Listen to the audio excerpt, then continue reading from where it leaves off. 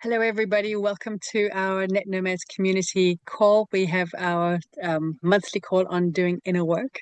And today we're going to be talking about some we welcome our lovely new Emmy, who's new to our group. Welcome. And obviously with me is our beautiful Norma, who's on the crew with me. So the conversation for today is really about all these energies that are happening at the moment. It's like I don't know how everyone is experiencing it, but for me, it's also been pretty like wild. I've really noticed like from the 4th, and it's just getting more and more and more. And the from what I understand is that it's really going to climax on the 21st, which is obviously the solstice. And the reason for these massive influxes of energies that are coming through is on the one side, it's coming from the core of the earth as our Mother Earth Gaia is busy raising her frequencies. And the other side, we're getting cosmic energies coming in. And between all of this, the energies are coming through, and this is raising our frequencies. And then also in huge tribute to everybody who is doing their inner work, it's through all of us giving permission for these changes to come in, that all of these wild, gorgeous, beautiful energies are coming in. The most important thing is that free will is still very much prevalent, and there are those of us who really are looking forward to the new earth, and we've like done with the old paradigms, the old way of working, which is really. I'll give you an example of the old ways of us being together, where we are manipulative, we cloaked, we've got hidden agendas with each other, we're very much self-focused, and all of this causes polarity within our society. And at the end of the day, abusers can't exist without victims, and victims can't exist without abusers. So for us, the whole idea is with doing this inner work, we are embracing the new earth, and we're building the new way. So for us, Norma and you and I have spoken about this for quite some time. It's not about fixing the old, it's about creating the new. And how do we want to see the new come in? What does this mean for us as a community? What does this mean for us as a society? How are we going to build this new way of being together? And I watched a YouTube video just recently with Lee Harris, where he was talking about vibrational deselection, which I absolutely love the concept. It really ties in with what Dr. Joe talks about, where he says nerve cells that fire together wire together, and then the opposite is true. When you break a habit, those nerve cells kind of like break apart. And that is my understanding of vibrational deselection, where doing this inner work, we kind of go, oh, actually, cool. I've transmuted that. I don't need to resonate in that frequency anymore. And then we have a natural deselection. And everything that fits our life, that is in our outer reality, that is bringing, it just naturally goes away. So it's for this reason that I'm really keen on us building the new instead of trying to fix the old, because when we change ourselves through this vibrational deselection, the problems and the challenges that we have naturally kind of disappear as well. And I'd really love to share it. It's a personal experience that I've had, where earlier this year we were visiting Wales, and I have an affinity with dragons, you could call it, which is also part of why we have our program called Cosmic Casquillionaires.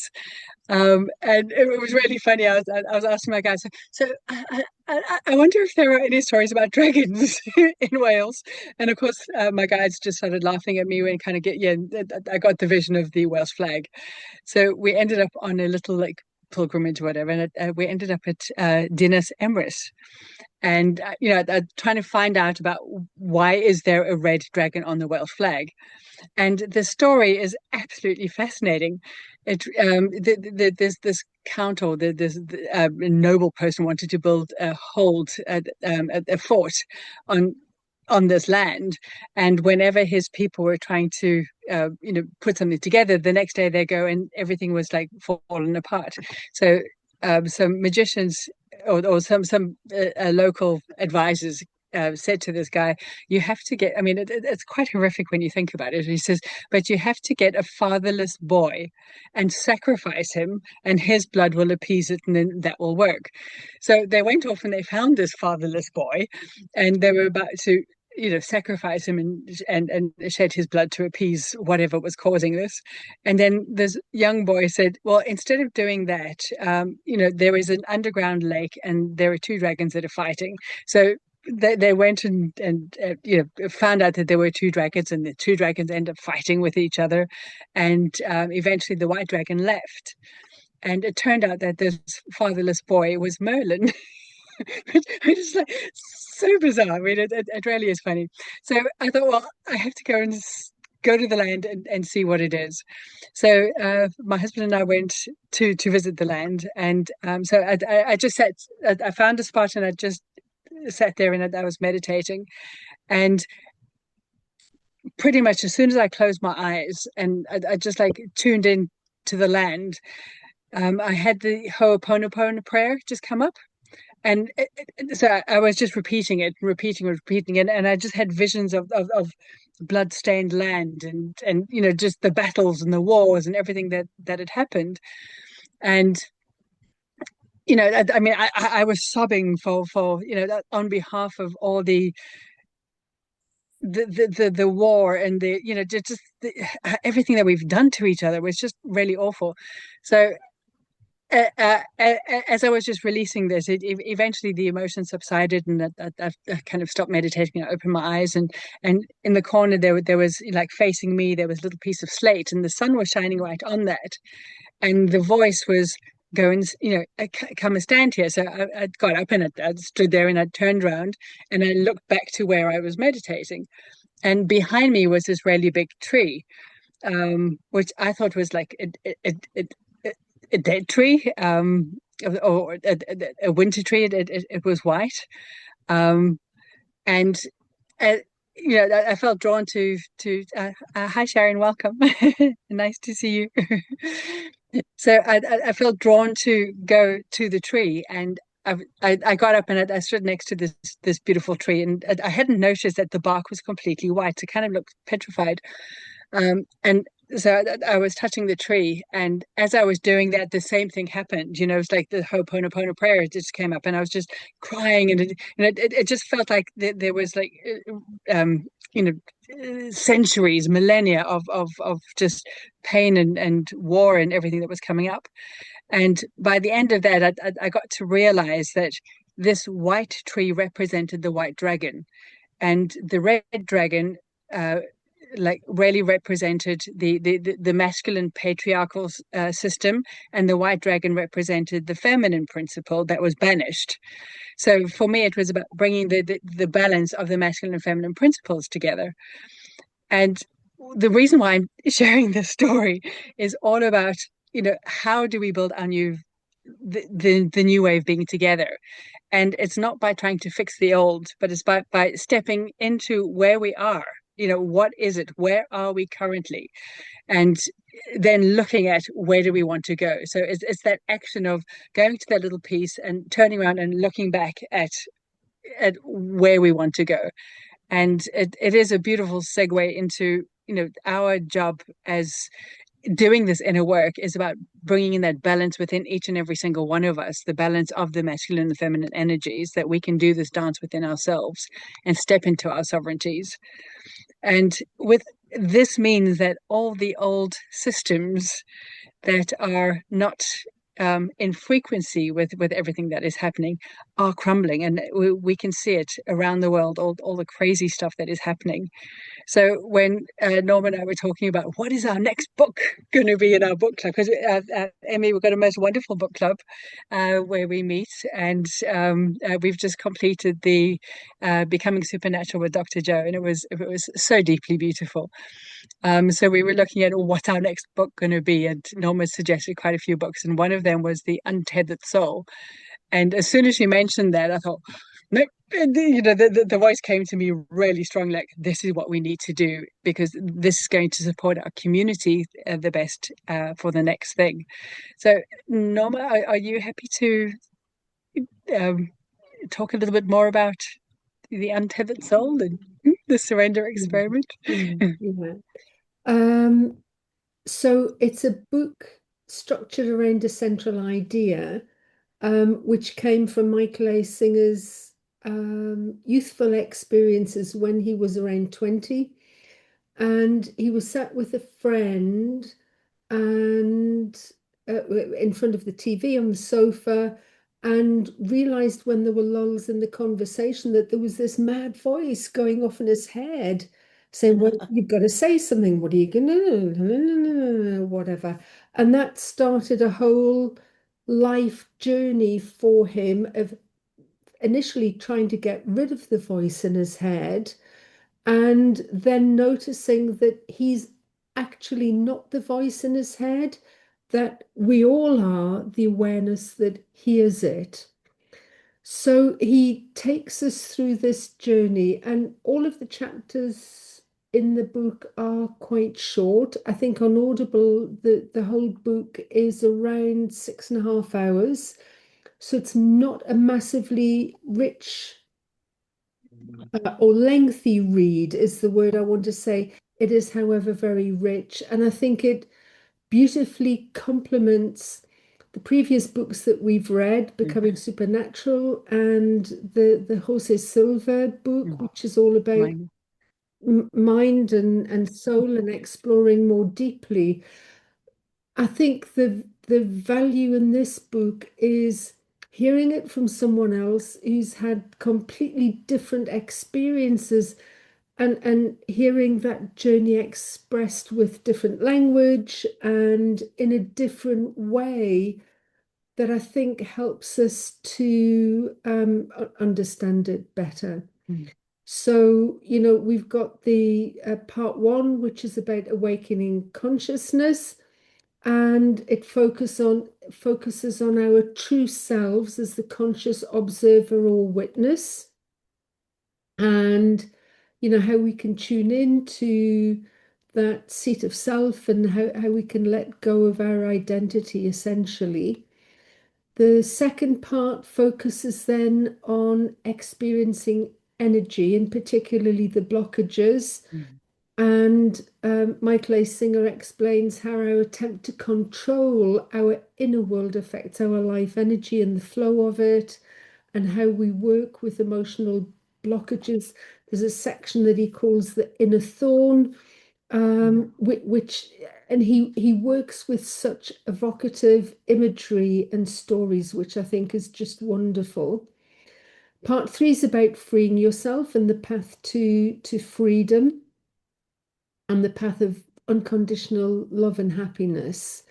Um, so, I think this is just a beautiful read, and I think in conversation with each other, which is for me just the absolute best part of this book club, is hearing everyone else's impressions and their experiences in reading mm, it and what resonated with them, and that sharing is just mm, so gorgeous. I just love it.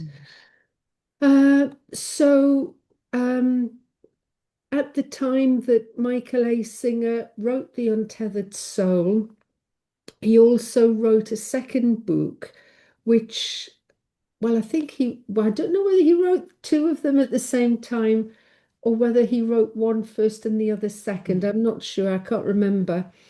But he's written a second book called The Surrender Experiment, which tells his life story. And I think it's so good if you don't know how that journey progresses and you're just reading it, and don't look up on any websites or whatever. Well, what happens to him? Because it's such a mind-blowing experience that he has.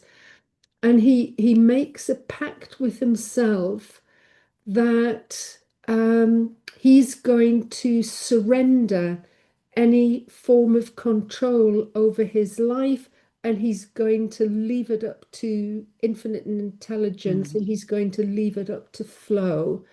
But essentially, the surrender experiment is his life story. And our suggestion is, if you feel that way inclined, to see if it's calling you, Read it beforehand, yeah. and whether you can read the surrender experiment before the book club starts, because I think having insights into his life story and how that journey affected him and the work that he's doing and what he's essentially teaching now, I think it will bring an added richness to reading the Untethered Soul. Mm, super exciting. I bought both books. I was super excited to get stuck into the surrender Yeah. experiment first. One of the things that he talks about, and this is something that has been really big for me this year as well, where he uses crises as spiritual practice. And the question is it possible to remain the witness in that moment? And I don't know about you guys, but when something happens, it's so easy to go into that he also calls it the inner roommate, that voice in your head, like it's living there all the time, but it's not who we are. And so it's like how how must how skilled are we in being able to recognize, oh, hang on a second, this is my inner voice, or this is me being the consciousness observing the inner voice, and then being able to use crises as a spiritual practice, and changing the way we look at crises as well, which is that whole unconditional happiness, that it doesn't matter what happens in the outside, that we're able to then just look at life in a completely different way, which is I'm so excited about this journey together. Mm. Mhm. I'm gonna just interject for a minute here. So, where is this surrender experiment? Where do we find that? Any Be bookstore or Yeah. on Oh, that's a Amazon book in Kindle itself? or Yes, Audible, yes, it's yeah, a yeah, book. yeah, yeah, Oh, yeah, oh, it's like a yeah, pre-book?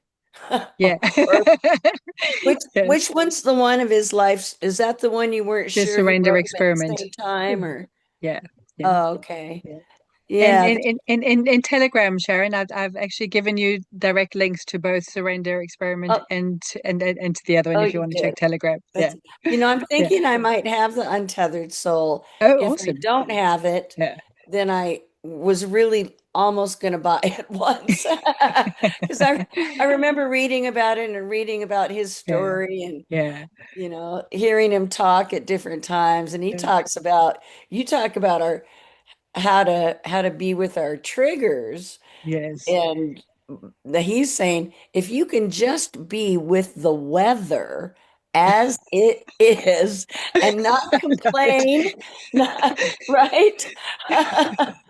Oh, and The- it's like, oh, he's the- so right. How the- many conversations are there around the world about the weather, right? Um, so the book club will be starting on the 14th of January, and Norma has done a really wonderful schedule over 6 weeks. Mhm. Yeah. Yeah, Thank you for your super. service in that area, Norma. We all appreciate you taking charge, and I don't know, It's I Yeah. a do. pleasure. It's a pleasure. It's a pleasure. Yeah. Yeah. Yeah. Yeah. Have you ever read the book before, The Untethered Multi Soul? Oh, multiple yeah, times. Yeah, Yeah. multiple times. multiple times. So you liked it that Yeah. much, right? A lot There's of a teaching, lot, a lot there's of a lot, wisdom. there's a lot of wisdom in there. Yeah. Yeah, Yeah. yeah, yeah, yeah. And it's And it's beautifully written. So hopefully people will both enjoy it and get a lot of value from it. Yeah. Now that I really think about it, I don't think I did buy the book. I don't know yeah. what got my attention. just started looking him up, and then I've seen him on a Tony Robbins thing, which surprised me. But just because Yeah. I don't know, Tony Robbins is so, Mr. Success and that Yeah. personality, Yeah. and Michael Singer is just so Yeah. mellow, right? Very Yeah. different. Yeah, I was having a look at his website, and he was also on Oprah Winfrey's show, and he's been on quite a few big name shows. I would Um, imagine. Yeah. yeah, yeah. So I mean, it Just what a wonderful book title, The Untethered Soul. Who exactly, doesn't want to be exactly. that, right? Yeah, Who exactly, doesn't want to be exactly. that? And in the beginning of the call, I was talking about with all these energies and all these changes that are happening, that the old systems that we are familiar with and that we kind of tethered to, Yeah, these are going to be crumbling. So for us, we really believe that it's a really good service for our community to be able to, work together as a community to be able to figure out how, do we yeah. know how to do this, become the No, untethered we soul. don't. Nobody knows how to do it because we've never been at such a place We've never done mentally this before. before. Exactly. Exactly. No, we've never evolved Yeah. the way, I Yeah. mean, there's so Yeah. many people. I don't know if it's just Mm, everybody I know, but mm. no, not everybody I know. Yeah. It's the Yeah. people that I choose to be Yeah. around on Yeah. purpose with Yeah. all seem to believe we're in a massive Yeah. Yeah. evolution Yeah. of our Yeah. human species, Exactly. like more Exactly. aware of our Yeah. Yeah. spirituality than we ever Yeah. have been Yeah. before. Yeah. Absolutely. I'm I'm definitely in that camp. Yeah. Yeah, but it doesn't mean all that lovely ego stuff has gone away. And just when I Yeah. think everything, Yeah. just when I think somehow I've got it all together with it, right, it'll come trigger about something. It's like, and I'll snap at them, Yeah. I would say Yeah. something stupid out Yeah. of my mouth, and it's like, oh God. Right. Yeah. Uh, I mean, the idea behind all of this is to give us tools to be able to, you know, have this human experience right. in the best ways possible, so that we can live in joy and ease and comfort as we facing our challenges. And, tools like reading these books together really helps us. And doing this in community is just such a beautiful way of supporting each other. Emmy, do you have any questions? Yes, I think I just find the book, so Yes, I'm sure. gonna order it and I'm going to Awesome. read it. So thank you. Awesome. Oh, we'd Awesome. love to have you there. Yeah, Yeah, that'd be that'd be great. awesome. Every single day at 5 a.m., you guys get started, Yes. even a little Yes. bit before. That is 5 a.m. UK time. So, Yeah. and Right. if you're in Belgium, it will be Yeah, 6 it'd be a.m. six, from 6 until 8. Yeah. She gets a little bit of a break. Me, me too. I was going to ask, is this both of your natural times to wake up that early, or it is now, I It is guess? now. I never used to be the morning person at all. I hated Uh, waking up. And then for 3 years now, wake up every day. And I huh. love it now. I absolutely love it, Well, do you which like is wake amazing. up at 4 to just kind of get, No, No, awake? that's 10 Or to no, 5. just 10 to jump out 5. of bed and into the meditation. See, I would fall asleep in meditation, I think, if I did that. Yeah. Right? Well, that's what we're practicing. Relaxed body and Yeah. awake mind. Mind, Yeah. Yeah. Yeah. Yeah. right, Yeah. right. And it's really interesting because a lot of the time I do fall asleep. Because we live in a bus. So there isn't it's separate space for me to go and meditate. So I meditate in bed. Right. That I sit up normally, but sometimes I'm just so tired. I thought, okay, fine, because I mean, I meditate like sometimes 4 hours a day. So if I miss an hour or half an hour in the morning, it's quite okay. Um, but it's so interesting the amount of times when I come round again and the next sentence that I hear is exactly what I need to know. The amount of times that has happened is just Right. it's so And I'm our bodies told know, that our guides know. that meditation, even if that does happen, Yeah. and especially We're guided picking it up ones, subconsciously. Yeah, yeah, yep, yep. yeah, absolutely. I'm yeah. I completely agree Okay, with well then that. I won't feel too bad then, because what happens is you guys pretty much do this at my bedtime, Yeah, right? Because yeah, yeah, yeah, it's yeah. like 11 o'clock at It's a night here. wonderful way. It's a wonderful way to fall asleep. And right. No, it is seriously because of slowing down your brain waves. Because during the day, Yeah, when you wake up, you go into the high beta brain waves, and then you want to go down to your lower alpha and then theta. And yeah, with this meditation, and this is the natural progression that you go to fall asleep. right. And And then I've been listening to all these things while I'm going to yeah, sleep. That it's like, oh, if I'm doing that, yeah, yeah, I just, yeah, yeah, it's just yeah, not a habit that I've remembered. yeah. I need to Yeah. get it on my calendar. Thank you so much. I really appreciate both everyone turning up, and I'm so excited about this book club. And I mean, the comments, the feedback that we had from our last book club were just really, really special. And Norma is the most wonderful, wonderful guide. We're so grateful. I've seen the conversations. Boy, Yeah, you're just a yeah, lovely writer, Norma. Right. yeah, I think you're the yeah, one that writes the email yeah, that yeah. She you does. send Yeah, out, right? yeah. Yeah, Thank yeah, you. Yeah, absolutely. Oh, it's like Super. every time I listen to it, I'm like, why wasn't I there? Why didn't I do this book? Uh, Thank you so much, everybody, and yeah, have a wonderful rest of your day, a wonderful evening, and thank you so much for joining us. Welcome aboard again, Amy, and it's so nice to see you again, Sharon. yeah. Thank you, Yeah. Norma. Likewise. Appreciate your time. Much Nice Lots of to love. love, see you all. everyone.